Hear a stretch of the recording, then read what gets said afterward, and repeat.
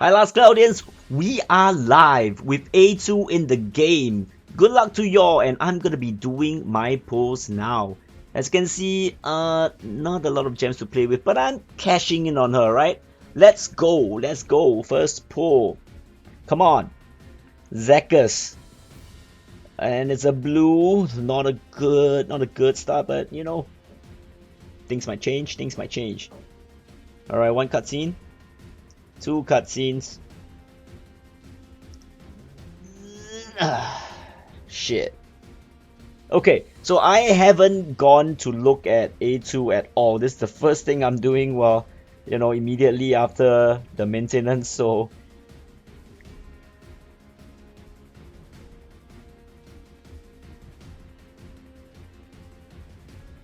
So let's go, second pull. Etheria! And it's yellow. Okay, much better start. Alright, let's go. 1 cutscene, 2 cutscenes, 3 cutscenes, and it's a red animation. Unit animation. Can this be? No. This is not that generous. I'm not that lucky. Shit! Yo! Look, honestly, I had no expectations, man. I know there are not many gems, and usually this doesn't happen, okay? This doesn't happen. Shit, I don't even know what to say right now. Okay, but definitely this does not depict the rates that you'll be getting, okay? It's a gacha. Alright, guys? Okay, before I move on, the Arc, okay? We're gonna take a look at the Arc Eater reward. It's a machine sword, okay? It's light element, which is perfect for A2. Has a pretty decent strength, 210. Critical rate plus 5%.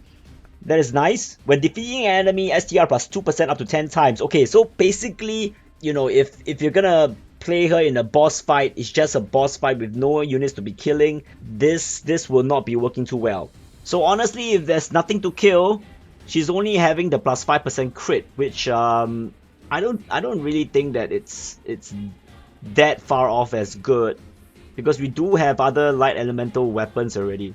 But anyways, I'm gonna try for the Arc. I know it's just a stab in the dark. Alright, guys. Okay, so we start off with Lilibet in yellow. Not a perfect start, but let's see, man.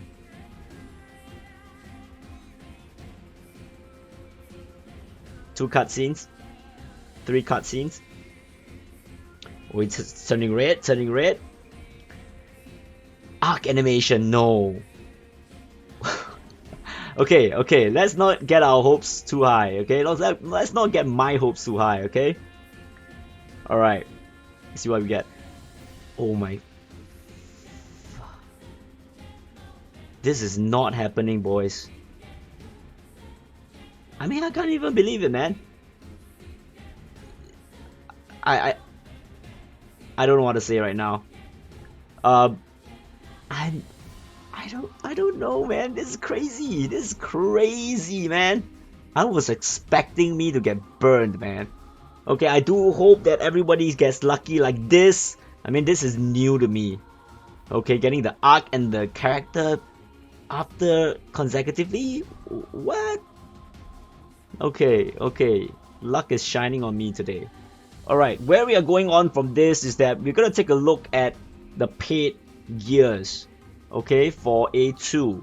First up, let me see. Okay, let's talk about the armor first, okay? Okay, so it's cloth type, decent defensive stats with 66 STR, boosts all stats except int as HP decreases. On paper, if she can survive on her own just based off lifesteals and maintaining at a lower HP range, this can be great. However, if you're running a healer with AI controlling, well, the AI is not gonna be, I mean, it's gonna be pretty much healing her every time she gets big hits.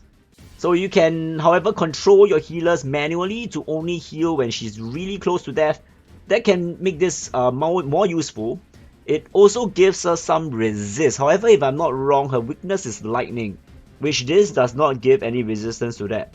as she is going to be single wielding, right? It is one of the rare few armors that you can get an offensive buff.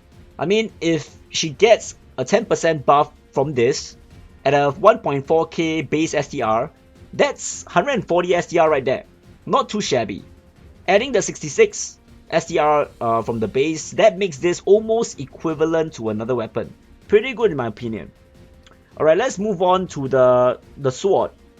Alright, so it's also a light element. So if you're gonna get this paid gear, right, and then you're gonna get the, what do you call, weapon from the arc, right? So you have a choice between multiple unit fight or single target fight. I would say that this is a single target weapon. Okay, let's take a look. 200 STR, decent. A special damage plus 30%, wow, nice. When only weapon equipped is one sword, so it locks her, wait, basically this is the sword. So critical rate plus 5% and physical damage cap plus 3000. Okay, this is the first time we are seeing something that is that high. Well, I would say it's to compensate for the fact that you're going to be single wielding her. So most of the weapons or paid gears out there we have previously are like 1k STR, damage cap boost or 1.5k, something like that. But this is a 3000 STR, why am I saying that? Damage cap increase, so it's pretty decent. The fact that it's actually to negate the dual wielding factor, okay, that's gonna bring her to 50 over 1000. All right, so let's take a look at A2, whether any of the stats are different. So we can see here she has a very good status ailment resistance base, right? And of course she's weak to lightning. Looking at all the skills, they are all the same as we read before. The traits, they are the same as we read before, so no changes there. Alright, weapon break. Okay, this is something that I didn't talk about earlier in my video, but of course it's something that also increases her damage. Okay, so light mega drive. Okay, this one is the one I missed. Okay, it gives 2000 damage cap, light physical and special damage. So this is something that I missed. It's gonna bring her damage cap to 51,999. All right, so correction over there. And the rest are pretty much the same. Favorite sword, double hander. Nijalkin 2. Alright, let's look at her innate skills, whether there's any difference. So far, no. So far, it's the same. Lone survivor. Yeah, pretty much the same. Everything that we read from the previous video that was out, everything was, I believe, if I didn't miss anything, everything is whatever that they described. So lastly, I want to be talking about the arc. Okay, the arc SC cost. So let's take a look at it right now. Imitation Human, that's the one that I was confused about, is 6 SC for 10% STR and defense buff. I don't know, man. The downside is the random type thingy. And for STR and defense 10% buff for 6 SC seems a bit costly to me. But I guess if, let's say, you know, it gives another option for buffing more stats. So this could be, you know, maybe it could be used. I don't know, maybe it could be used. 6 SC. And anti-chain damage is 12 SC. My god, that is expensive as hell.